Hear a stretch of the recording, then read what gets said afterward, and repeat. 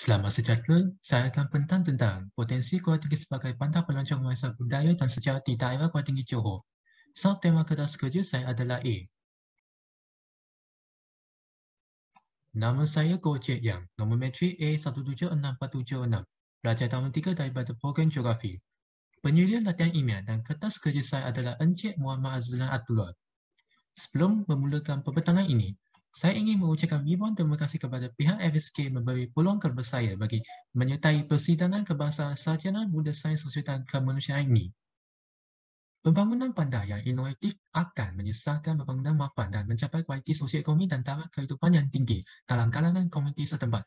Hal ini memberikan maklumat yang berharga kepada penyelidik pembangunan dan perancang bandar untuk menentukan harta tuju penyelidikan tentang pembangunan bandar serta menjadi rujukan kepada membuat keputusan pihak kerajaan dan rakyat yang berminat untuk memahami dan menilai potensi kesan positif dan negatif terhadap pembangunan bandar dan ekonomi setempat. Pada tempatan memberikan peranan penting kepada komuniti setempat, negeri dan negara yang dipengaruhi daripada pelaksanaan dasar ekonomi baru dan rancangan kedua sejak 1970.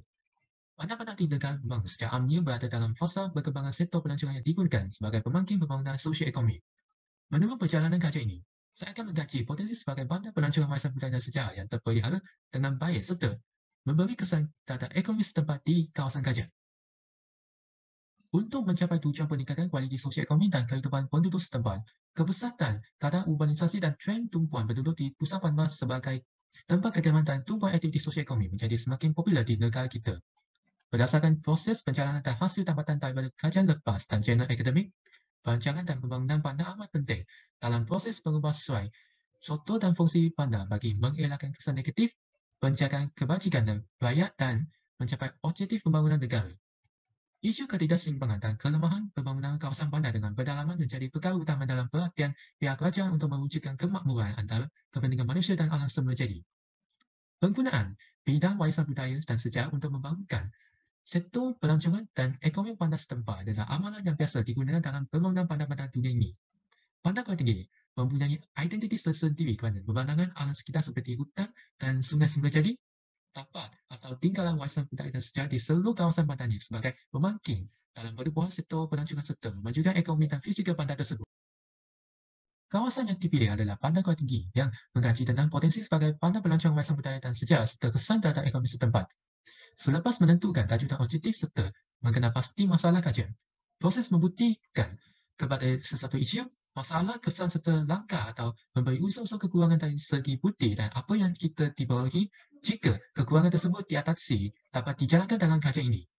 Rujukan dan bukti kepada masalah kajian dengan menggunakan campuran kedua-dua kaedah seperti lapangan, iaitu pengkumpulan pandangan responden penduduk di kawasan kajian dan kaedah sekunder, iaitu sorotan literatur, laman sawang, jurnal akademik dan maklumat persidangan daripada peringkat dalaman negara dan antarabangsa.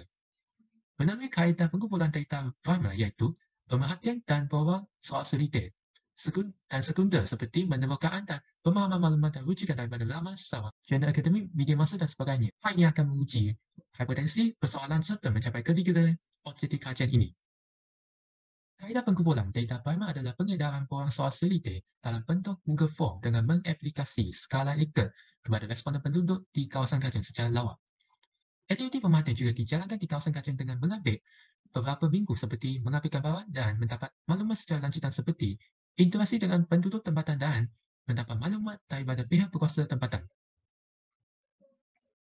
Manakala, kaedah pengumpulan data sekunder adalah kaedah perpustakaan, laporan dan rancangan serta laman seseorang untuk memenuhi keperluan kajian yang dijalankan. Setelah mendapat daripada peluang soal selitih, aplikasi Microsoft Excel digunakan dalam proses penganalisasi data tersebut. Negeri Johor mempunyai 10 daerah, salah satunya adalah Kuala Tinggi. Kuala Tinggi merupakan salah satu daerah dengan kepadatan penduduk 65 bagi setiap kilometer persegi dan saiz kawasannya adalah 3,489 kilometer persegi iaitu menjadi daerah yang terbesar di negeri Johor. Sektor ekonomi utama adalah sektor pelancongan seperti di kawasan pantai dan ekopelancongan, sektor pertanian dan bioteknologi yang berdasarkan pertanian dan sektor industri, minyak dan gas asli di daerah Kuala Tinggi. Bandar Kuala Tinggi dianggap sebagai pusat pendamping utama bagi penduduk daerah Kuala Tinggi.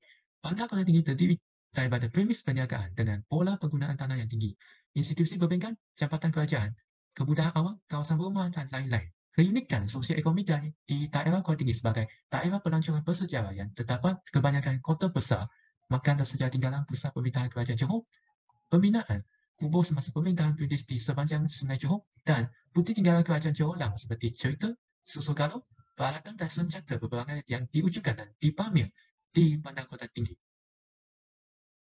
Objektif pertama iaitu potensi Bandar Kota Tinggi sebagai bandar pelancongan warisan budaya dan sejarah di daerah Kota Tinggi. Tetapi majoriti responden penduduk Bandar Kota Tinggi telah bersetuju dengan Makam Sultan Mahmud Shah, Makam Tijulang, Muzium Kota Tinggi, Jambatan Kota Tinggi dan Bendera Jam Kota Tinggi sebagai tapak yang berpotensi menjadi sebagai marking yang dibangunkan dan destinasi pelancongan warisan budaya dan sejarah mengikut pandangan sebenar yang berdasarkan pengalaman mereka seperti tahap pemerhatian, aliran kedatangan pelancong, projek pembangunan dan kebarangkalian aktiviti perjalanan dan segi penamaan atau identiti tersendiri dalam sektor pelancongan warisan tersebut.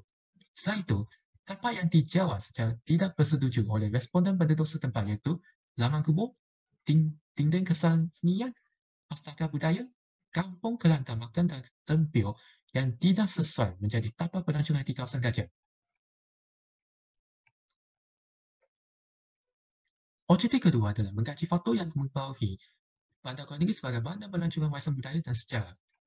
Faktor yang mempengaruhi sektor pelancongan warisan budaya dan sejarah adalah penularan wabak COVID-19, pentadbiran urusan bandar, perubahan kaedah ekonomi setempat, fenomena atau gerakan secara globalisasi, penurunan kualiti pengurusan dan pengawalan sekitar bandar, pengaruh daripada persekitaran fizikal, perancangan guna tanah dan pembadaran, dan tahap penerimaan komuniti setempat telah mendapat majoriti persetujuan daripada responden penduduk setempat.